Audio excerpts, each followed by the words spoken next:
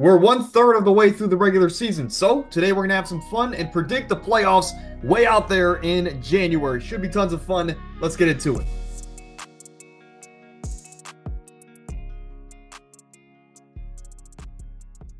We're going to start off here with our power rankings. Week 6, you know the deal by now. Let's get into it. At number 10, we have the Commanders. Of course, I do. A team that is rolling, and it looks like they could do no wrong. Jaden Daniels is playing at a historic level right now, statistically. And this team, again, has won 4 straight games. They deserve a spot in the top 10. The defensive secondary, they got to get a little bit better. But as of right now, they're still a top 10 unit. At number 9, might be a shock. I have the Green Bay Packers. I trust Jordan Love. I trust LaFleur. And it might be a shock. I know they have some injuries with Christian Watson, some questions around Romeo Dubs, but as of right now, I trust the quarterback, the coach, the two most important positions, and they're a top 10 team going forward.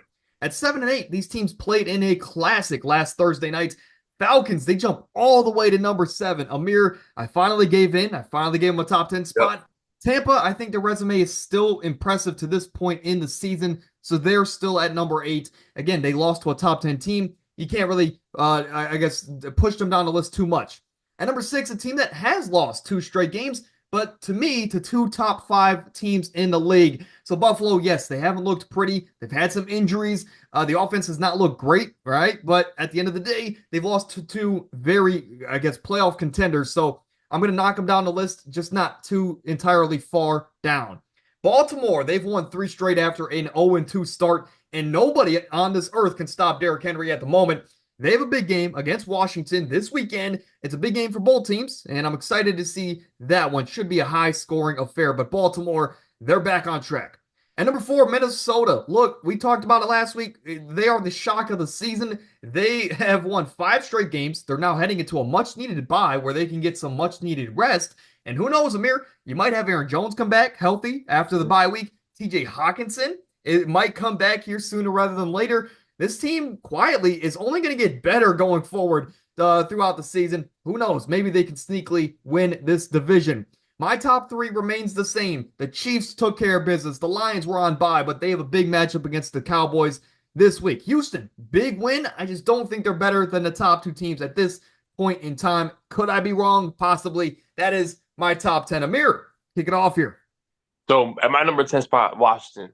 And I'm going to be honest, this past week, watching them completely dismantle our defense, I had to put them at 10, just based off that offense alone. Defensively, they look super shaky and questionable, but, Jaden Daniels is playing great on a top 10 level. And so, in my 9 spot, I have Tampa Bay.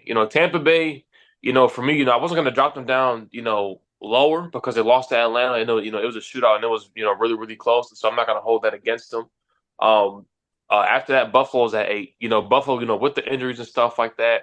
I kind of figured eventually, them not having enough depth and not having too much, was going to catch up to them. I'm not sure that, it's really going to catch up to them just now because they lost to 2 really good teams. I think they'll still make a playoff push. But I think in the long run, that's going to catch up to them. In the 7th spot, we got San Fran. They're 2-3. You might, get upset they're still in my top 10. But in my opinion, they're honestly the greatest 2-3 team in NFL history. So, and so, I think, Can't blame you. Yeah, and so after that, Atlanta's at 6 for me. I'm high on Atlanta. This defense is amazing. Kirk Chains is balling out now. The offense is finally going.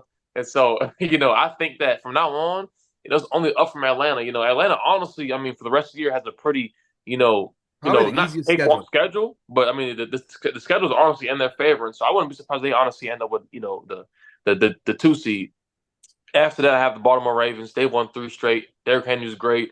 The defense is questionable, but they're still good. Lamar's looking great, and so without a doubt, they're a top 5 team. At the 4th spot, I have Houston, and Houston is great. I think Houston is still scratching the surface, still kind of reaching that potential. But, the 3 teams that's above them, in my opinion, have been playing, lights out better than them. And I think for Houston, too, Stroud's obviously been playing good, but, he still hasn't been playing on that MVP level, we sort of have been expecting.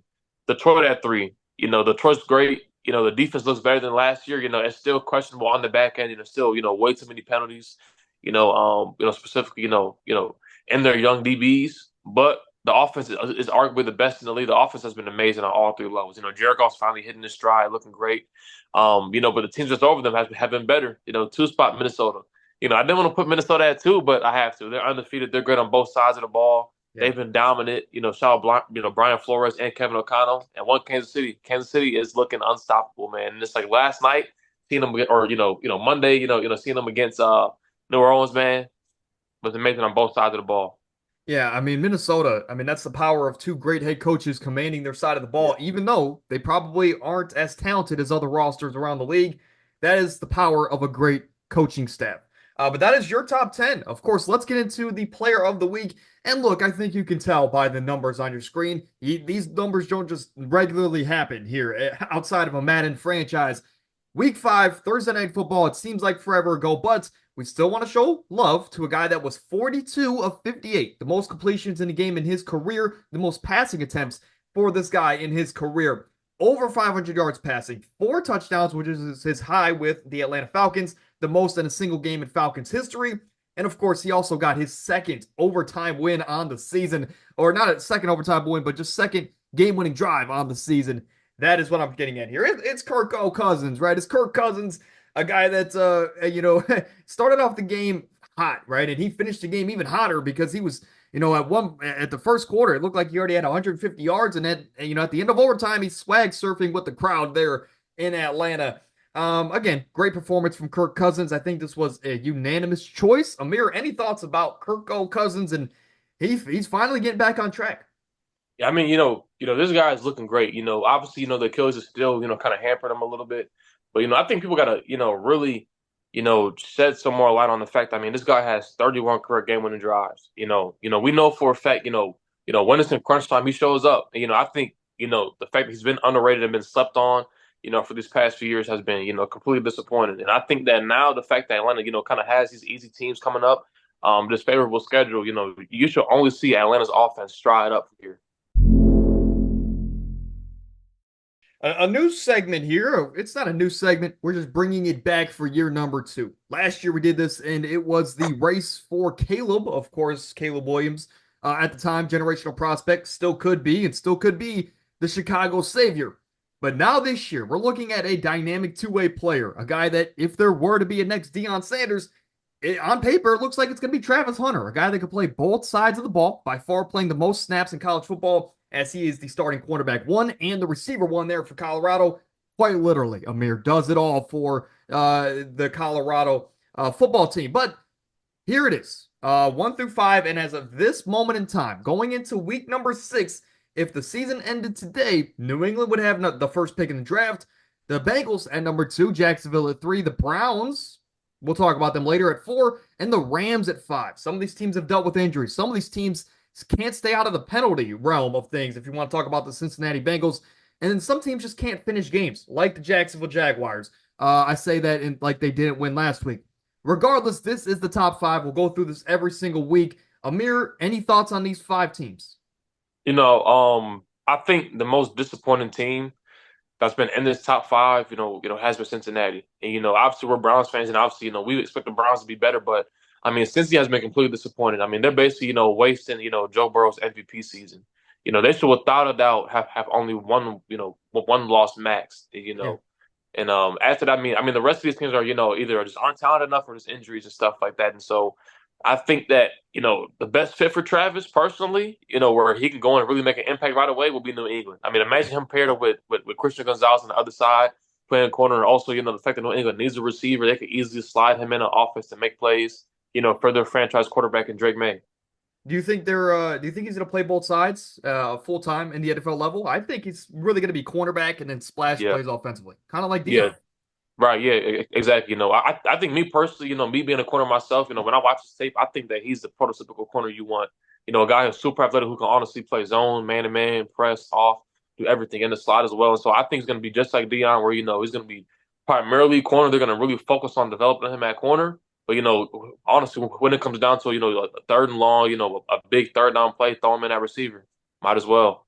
I mean, if New England, wants to go after a steal, you could trade out of the number 1 pick, get a 3rd or 2nd round pick, and go out there and draft a corner from Siena Heights. Amir Stewart does pretty much everything for you. Ideal size, speed, strength, everything you want. Just needs to be in the right situation. but let's get into the bulk of today's episode here. What we wanted to do was talk about our preseason prediction or playoff predictions and where they stand today. These are my AFC playoff picks. Of course, we had the same division winners, just different order. Kansas City at 1, the Jets at 2. Kind of what of a shocker that is. Baltimore at 3, Houston 4, Miami at 5. I kind of forgot I even had them making the playoffs until we were prepping for today's video. Cincy at 6, the Browns at 7. Another stinker there. Amir, again, same division winners, different order. The only difference between Amir's and I, outside of order, is that I had Miami making it and he had Indy making it. One of those teams has a lot of injuries in Tua Tagovailoa, and of course, Indy is trying to figure out if Anthony Richardson is the one. NFC side of things, again, same division winners, just different order. More specifically, with Philadelphia and San Francisco, Amir has them switched. Outside of that, our top 4 is the same. 5 and 6, we have the same exact teams, the Rams and the Dallas Cowboys. The only difference between Amir and I's list here in the NFC was he had Chicago making the playoffs and Caleb Williams having a great season. Amir, he looks like after last week, he might actually be able to do it. I have Green Bay making it. Of course, I'm going to get Jordan Love in the playoffs when I can. But that was our quick recap of our preseason power rankings. Now, Amir and I filled out our power or our projected playoff standings going into, again, week 6 of the NFL season. And we had the same exact division winners in the AFC side of things. So, Amir, if you want to start from 4 to 1, who do you got here so far in the AFC side of things? So right now, in my opinion, this 4th seed has been Buffalo. And, I think that Buffalo on both sides of the ball have been great. Despite these last 2 games where they lost 2 really good units, I think that the fact that Josh Allen is still, in my opinion, a top 3 quarterback in the league, no doubt. And the fact that surprisingly, even though they've been lackluster in talent, I mean the defense has risen up to the occasion. Eventually, I do think that them not having enough depth is going to catch up to them. But I think without a doubt, they're going to take that division. Yeah, no, absolutely. And again, Miami has injury concerns. New England's not there yet. The Jets just fired their head coach. At the time of this recording, it was the morning of, so we're recording this a little bit early. But Robert Saleh got fired, so how are the Jets going to look going forward? A lot of questions, but we know the Bills, they've been in every game outside of the Baltimore one. They look to be a strong competitor, and they should win that division at this point in time. At number 3, we both had the Baltimore Ravens. Look, if it's not Lamar Jackson, look, Derrick Henry might be the MVP of the league so far. Shaky week 1 for Derrick Henry in his production, but outside of that, he's been untouchable. He's been scoring every single week and sometimes multiple times, and he's been the driving force, quite literally, of this offense. When Mark Andrews is a no-show for the majority of the season, Zay Flowers has been either boom or bust on a weekly basis. The only consistent player in this offense outside of this line has been Derrick Henry, and I think that's a huge reason why they have stormed back to a 3-2 record. Amir, your thoughts on the Ravens? I mean, it looks like they're back. Yeah. Yeah, the Ravens are great, and defensively they aren't the same as last year, but offensively, in my opinion, they're better. And, the fact that Isaiah Likely is still going unnoticed, I think he's without a top 2 tight end in the league, and I think with Derrick Henry, it's honestly not much you can do to really contain him. I mean, like your best bet is to just load the box and basically try to force Lamar to beat you downfield with his arm, which is like in that case, I mean he's still a capable thrower, and so this offense is really going to be hard to stop, and I think throughout the rest of this year. They really could legitimately, make a push for even that 2 seed. Yeah. No, I mean, look, I know we don't typically think about the Ravens going after receivers, but again, a guy like Noah Brown, a guy like Michael Thomas, a guy like DeAndre Hopkins, again, Devontae Adams has basically hinted that he wants to go to Baltimore. I would like to see this offense get another weapon. So Zay Flowers, I think Zay Flowers is better as a 2 or 3 compared to being the number 1 alpha wide receiver on a championship level team. So if you can get one of those top end guys, or even just another piece like Noah Brown, who you could probably get for very cheap there from Washington, it just gives this offense another piece, and it's going to make them a little bit harder to guard on a weekly basis outside of what they currently do have. Because if the other teams can stop the run, it's very easy to stop the Baltimore Ravens offense. And number 2, we have the Houston Texans. Amir, look, Nico Collins is currently dealing with an injury. He needs to come back. And again, he's leading the league in receiving yards at this point in time. I think these next couple of weeks are going to be a great opportunity for Tank Dell to get back to what he was last year. Stephon Diggs to prove, hey, I am still a top 10, top 5 level receiver in the league. the defense has been great. I mean, outside of injuries, Amir, find the flaws with this unit. Yeah, I mean, this team really has no holes in their roster, and despite Tunsil freaking false starting 100 times throughout the year, I mean, there's really no flaws in this team. And really the fact that Nico Collins is out, with the minor hamstring injury. I mean, if I'm the Texans, I'm not panicking. I mean, you still got Diggs. I mean, you still got Diggs. You still got a solid tight end. Colin Still got Schultz, Tank yeah. Dell. I mean, You Mixon's got know, to come back too. right? Exactly too, right? And Mixon's gonna be back too. The defensively, you've been holding up well too, and so for them, I'm not really panicking. Tell Nico to take his time, recover, get back 100%. Yeah, no, absolutely. And then at number one, Amir, is there any shock here? Do you want to break the news here? That might be shocking. Yeah, I mean, number one, we got Jackson Mahomes. Really, this dude has been playing lights out. I mean, the best player in the league. For him, it's really just crazy though. He's been playing good, but not up to his MVP standard. Which is typical. But at the same time, it's like, I mean, he's still finding ways to win games. I mean, the defense is playing amazing. Last year, me and you both were saying, this is the best defense he's had. But it's like it's even better now. I mean, that defense has been putting running backs in prison week to week. I mean, last night they put Alvin Kamara in prison, and so I think that going on, hopefully Travis Kelce can get more involved, kind of step up and take that role. Yes. Losing Rasheed Rice is definitely huge. I can honestly see them, still going after a receiver. At this You point, yeah. know, right. Yeah, no, again, like you mentioned, I'd love to see him go after get another piece. I'm gonna keep throwing it out there. Very cheap option is Noah Brown. Just gives this offense another dynamic. But again, as we saw last night, it looks like Amir, I can go out there and play wide receiver, and it looks like the offense is still going to hum at a pretty high pace. And I like to say on this channel a lot, especially in the last year or so, it's one thing to have expectations like the Chiefs always do. Nobody has the bar set as high as the Chiefs. But it's another thing to live up to the expectations that are set for you. And I think the Chiefs, again, are doing that. And it's impressive to see just a well oiled franchise continue to improve year after year, even when it looks like they can't do it no more. The Chiefs continue to find a way. Let's go over to wild card. Amir, these are yours. Of course, we have a one or two different teams, I believe. But go ahead and dive into your wild card teams. So that's my seventh spot Oh, or I five started spot. at five. So again, that's All an right, yeah. editing error. Amir, let's kick it off here with the All Jets. right, so five spot. I have the Jets, and um, honestly, should they be at five? Probably not.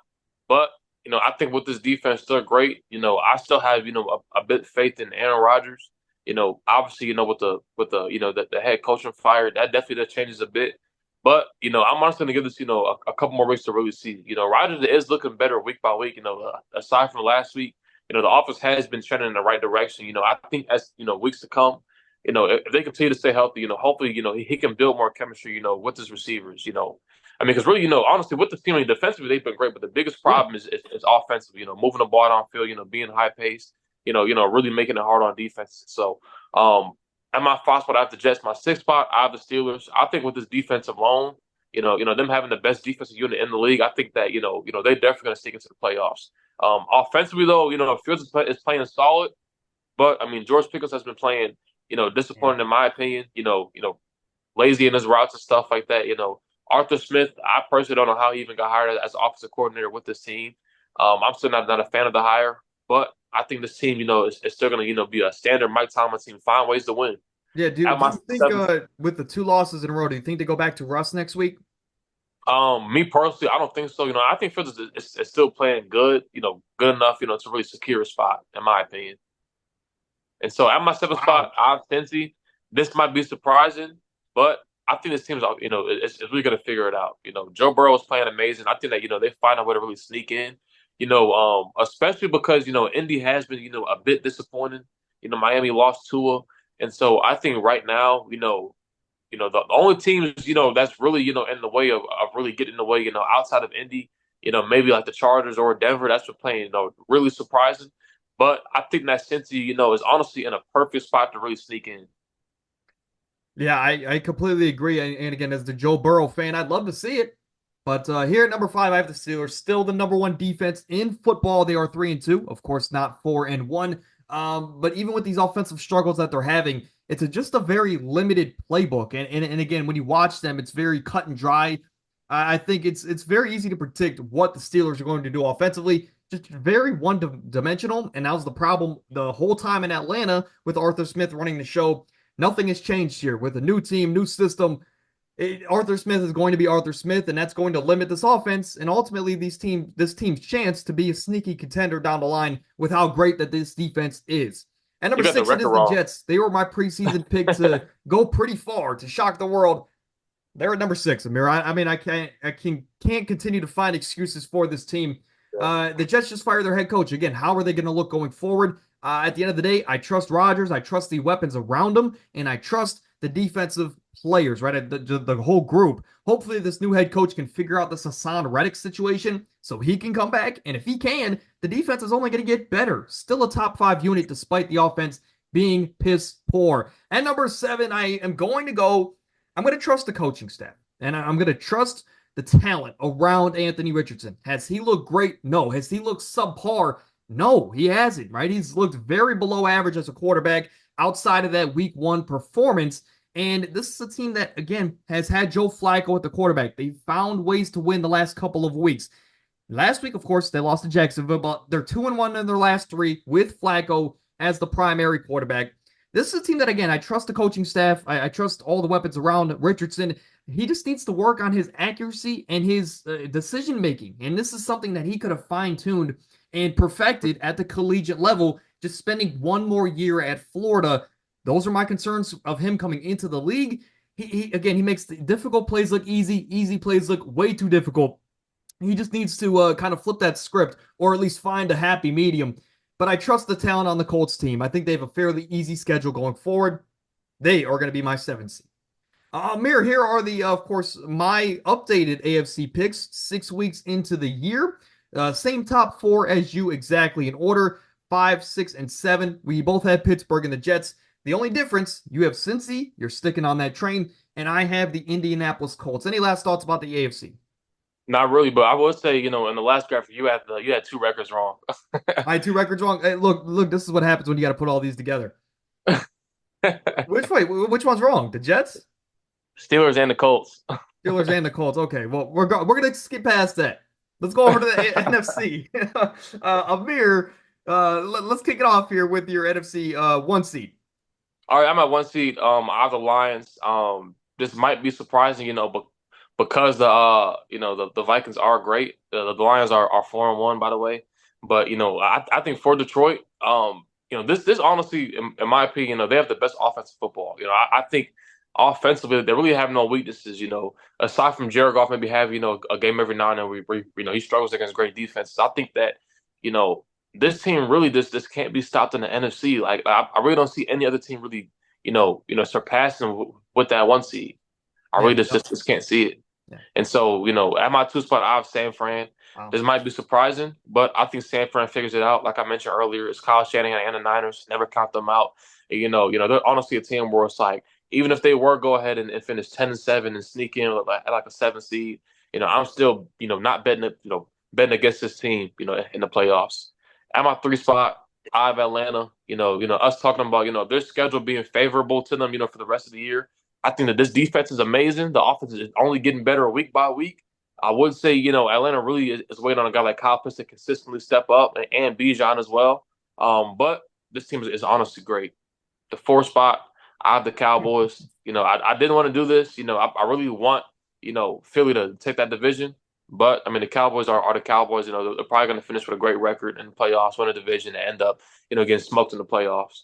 At the 5 seed, who do you got? 5 seed, I have Minnesota. Because I had Detroit winning that division, I have Minnesota, taking that 5 seed, finishing with a great record. But Minnesota's great on both sides of the ball, like you mentioned. They're honestly a product of a team having two head coaches meshing together and building a great unit. At the 6th spot, I have Philly. This Philly team, honestly, has been up and down. Offensively, aside from the injuries, when they're fully healthy, this offense looks amazing. I mean, week one playing against Green Bay, we honestly got a early look at how dominant that offense can be, but defensively, man, like they've been really, really bad. Just say last year. And, Yeah. you go ahead, you go on the draft, you go ahead bring guys in, young guys in, and I think Mitchell's been great, but I mean, Darius Slay's been struggling. I mean, they've been giving up some bombs and big plays, which honestly can't happen. Yeah. In the 7th spot, I have Washington. Honestly, I still don't know if this team is fool's gold or not. To be honest, this team is great offensively, but I can't tell if they're really just winning off of momentum or honestly if Jalen Daniels is really that good. But I think teams that's really going to be fighting for this spot. That's obviously Washington, Green Bay, and Chicago. Yeah. On my side of things, I have the Detroit Lions also at number one. They were both of our NFC favorites. We said that if there was any team that could take down the Chiefs from three-peating, it is the team in Detroit. They're coming off of a bye. I want to see a big stretch here. I'm not typically a big fan of early bye weeks, especially for Super Bowl contenders, because they're going to be banged up and they're not going to have a rest week until the playoffs, and that's if they get the one seed. But I think they're on a pretty good. They're on their way to do that.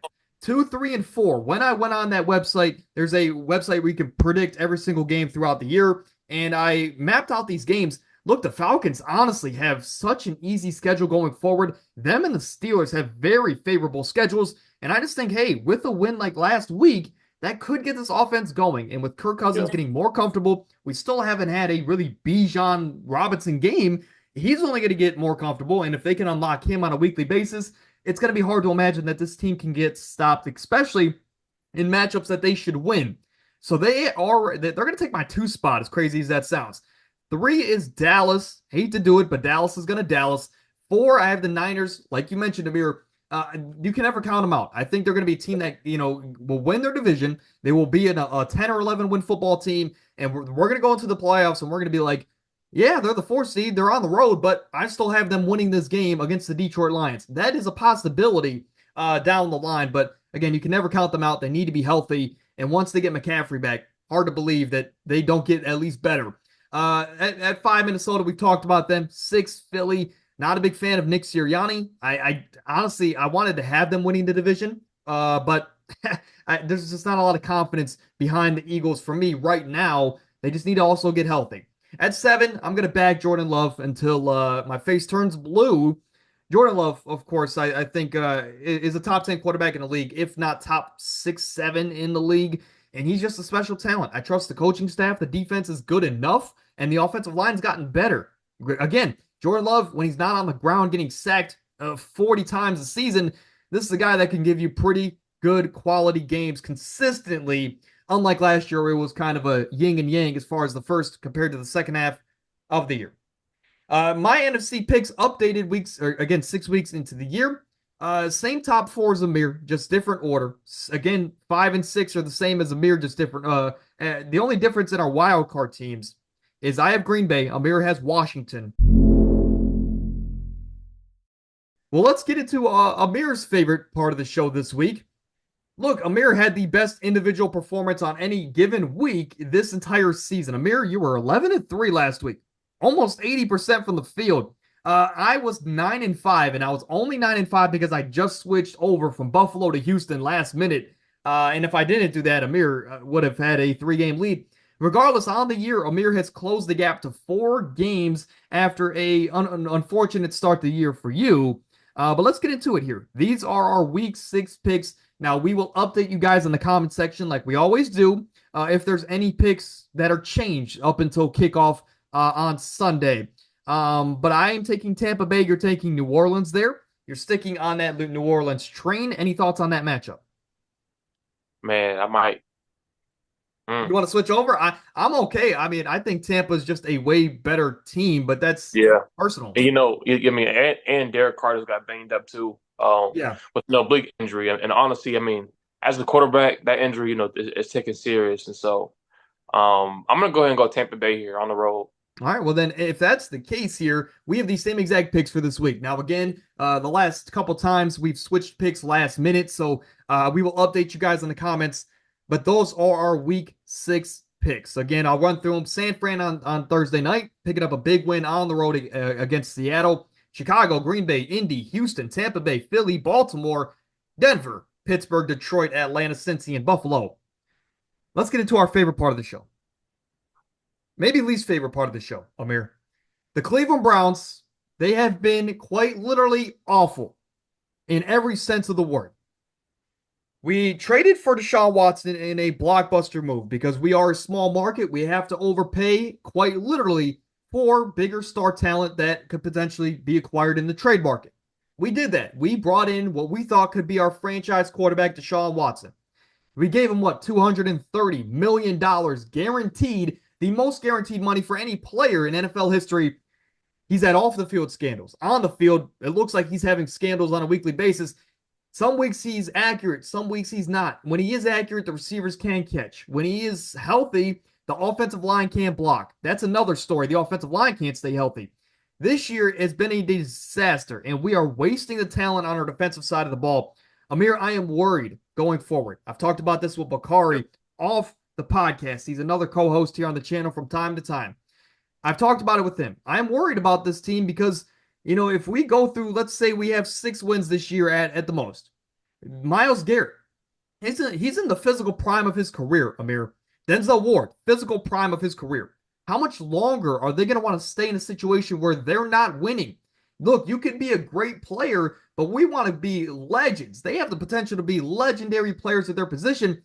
Sure, if you don't want to say Denzel, let's hone in on Myles Garrett. He has the potential to be a top 10 defensive player of all time. No doubt, probably the best defensive player in Cleveland history already, but he has a top 10 potential all time in this sport. But I think what's going to separate him from being, just a great pass rusher for the Browns to just being a great pass rusher in NFL history is a ring. It's jewelry. It's playoff success. It's playoff moments. We saw a guy like Von Miller go from he was an incredible pass rusher for so many years in Denver, but we really talked about him in a different light once he had that magical playoff run and Super Bowl MVP performance. Once he got that jewelry and those moments, Amir, we talked about him in a different light. He's one of the best ever at his position now. I think Myles Garrett could have a similar future, right? If he can, maybe it's not in Cleveland. As much as I don't want to admit that as a Browns fan, maybe it's not in Cleveland. Maybe he has to go somewhere else to hit that legendary status if that is important to him. Now, that's just one thing that I wanted to cover. Zadarius Smith is a free agent. He's gone. Cooper is a free agent. He's gone. As of right now, we overpaid Judy, and we have a situation on our hands with the offensive side of the ball. A head coach that doesn't want to hand over the play calling. We have a quarterback that seemingly doesn't want to be here. And if we wanted to get rid of him, we have to pay over $200 million in dead cap. We are straining ourselves for the next 2 to 3 years without really having a legitimate upgrade at the quarterback position outside of drafting one and watching another quarterback, a young quarterback, come into Cleveland and fail yet again. Amir, I went on a big ramble there. I apologize. But your thoughts on the Browns so far? What can we do to fix this? Well, us having to pay him 200 mil, that's absolutely ridiculous. And, the good thing for us is that we've already, restructured his contract to put the save up, around 60 mil, I believe, which is great. But it's like now at this point, we damn near got to pay him and just deal with it. He's in year 2 of his contract, so we got to deal with it. We honestly got to just eat that money up. But the thing that's been most disappointing is Kevin Stefanski. He's honestly been questioned for his play calling. Despite him winning the Coach of the Year awards, getting us to the playoffs. His play calling at times has been extremely questionable. I think for Stefanski it's like he's not really predicating his scheme based off his personnel. It's sort of just running check downs, playing super conservative, and I think for him personally, we're already 1-4. The season is already damn near cooked in my opinion. And so at this point, maybe give it one more game or two, but after that, give up play calling duties. Stop having too much pride to not give up play calling. You go ahead and you bring in some great offensive minds. You go ahead and you bring in Vrabel. You basically don't let him have any say in the offense. You go ahead and bring in Dorsey. Who in Buffalo. Despite last year, him kind of struggling that first half of the year. Every year before that, he was a huge part of the Josh Allen's development. And so, trusting him, trusting the coaches and your coaching staff, and honestly, just get play calling up. If you guys continue to lose games at a high rate. Worst case scenario, you get a high draft pick. You can either go after a quarterback, go after a high ranked O lineman like Will Campbell or something. Yes, yes. That would be my preference. Yeah, figure some stuff out. And I think defensively we had a huge step back. Martin Emerson, who I was high on, super underrated, he's been getting torched week in and week out. It's been disappointing. The only person that's really been playing consistent in the back end is Denzel Ward. Even him, he has his moments too. And so, I think, Jim Schwartz also has to, figure some stuff out, whether it's, running less man-to-man, playing, more conservative on defense, finding ways to create turnovers, which is something, we haven't been doing this year either. It's really both sides of the ball that's been really disappointing. I want to pose this question to you. Now again, if we do decide at the end of the season, probably at this point, if we decide to cut Deshaun Watson, okay, that we would have to still pay him over $200 million. That might end up stretching out over to like let's say 5 to 10 years if we decide to stretch out that dead cap to pay little by little each and every year. Again, NFL teams, some teams will do that, some teams won't. For the Browns, I think we can afford to just pay it all in the next couple of years. But I want to pose this question to you. If Watson's gone, do you think we can, get back to being a contender, I guess, with Jameis Winston or another quarterback? Maybe we trade for Bryce Young. Do you think that is going to happen? Because if not, Amir, how much longer do you think some of these star players want to stick around? If we have to go into another rebuild, do you think Garrett, Denzel Ward, Jeremiah Owusu-Koramoah, some of these offensive pieces like Chubb, even though Chubb seems to not care, he just wants to play football. How long do you think these veteran, great players that we have stick around if we do decide to go into another rebuild? I mean, in my honest opinion, um, I don't see guys like Miles Garrett wanting to stay. Obviously, he seems fully bought in, but it's like, I mean, me personally, me being a player, I've been on losing rosters before and I hate it. And especially, for a guy like him where it's like, he understands it's like, man, it's so much more than money. He's Yeah, not chasing, you know, super high contracts like a guy a guy like Clowney. He's trying to win. He's trying to, leave his legacy, leave his mark, build up accolades and stuff like that, build up his case for being, the greatest ever. right. Um, and so, me personally, I don't see guys like him staying long term. Even a guy like Nick Chubb staying long term. You know what I mean? Because it honestly, gets to a point where it's like, I mean, you honestly just hate losing. You hate losing. That's the basis of everything, and you honestly see it. Long term. Yeah. I think, for me personally, I've been thinking about, they honestly should just go ahead and bench Deshaun. Start either Jameis or DTR, see what you can do. But what I'm honestly worried about is like if you go and you throw DTR out there, you're honestly setting them up because that O line can't block a soul. And so, honestly, at this point, Jameis seems like he has a lot more locker room favor. Go ahead, start him, see what he can do. If there's progress, then I think at that point it's sort of really reevaluate, Deshaun's future in Cleveland. Yeah, again, to circle back to your point, it's really I think Chubb's eventually going to be gone after this contract just because he's a running back and that's how they're treated in today's age. But again, I think if we go into a draft here, I don't think we go out there and draft a Quinn Ewers from Texas or Shador Sanders. I don't even think, if you're in a position you draft Travis Hunter. I think we have to rebuild these trenches. That's what Cleveland's always been about, running the football and playing great defense on our good teams in the 90s and 80s. That's how we won our games. That is, I think, the formula that we've seen now built with, for example, the Detroit Lions. They don't have a top 5 quarterback in the league, but when they were going through that rebuild, they built out the trenches and then they got the pieces around them. That is how you build a winner in 2024, unless you can just find the next Patrick Mahomes. But even he went into a great situation. I think if we do, here's the thing: there's no benching Deshaun Watson. I think Amir. I Yeah. think if you decide to eventually move off of him, I think you just cut him. I think that's how you have to do it because you don't want to have a guy like that just sitting in your locker room. I think he can really, I guess, kill the morale around the rest of the roster around him. And he's not going to show up for camp. He's not going to show up for any of this because he has guaranteed money. He's not going to be fined by the team. They can't really take money away from his contract because again, it's guaranteed money. So I think if you decide to bench him, you got to cut him at that point. So there is no benching Deshaun Watson. So when you make that decision, it's final. So Jimmy Haslam, this front office, the ownership, big decisions about the future of Deshaun Watson. But again, I think what we have to do is build the trenches. So I think if we decide to get rid of Watson after this year, you grab a tackle like Will Campbell or someone of that nature. And I mean, hey, if we have to move off some of these stars, I think that's only going to bolster our rebuild to get us back quicker to this point than years past and previous regimes would have had us with our rebuilds that we seemingly restart every single year. I think we already also have a good coach. Would you want to see? Let's say this, Samir. If we go like 6-10 this year or 6-11, last question here to wrap it up about the Browns. Do you want Stefanski's your coach going forward? Or would you rather go out there and restart? Go after and grab a guy like Ben Johnson, the offensive coordinator for Detroit the last couple of years. He seems to be one of the highest rated, I guess, assistants out there. Or a different assistant around the league. Or do we promote Mike Vrabel to be our head coach? Is Stefanski the guy for you if we decide to hit a mini retooling, or is it a different guy?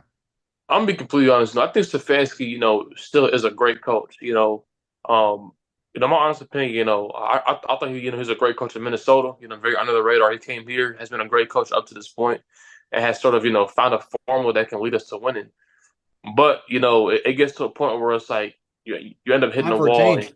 right? And so I think at this point, my old coaches always say change or die.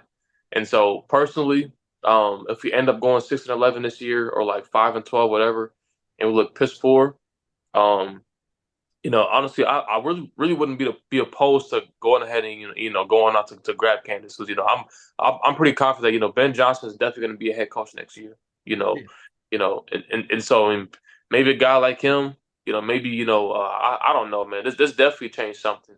Yeah. I mean, for reference, Ben Johnson had 8 jobs lined up this offseason to be a head coach. All teams had him at number one on their board.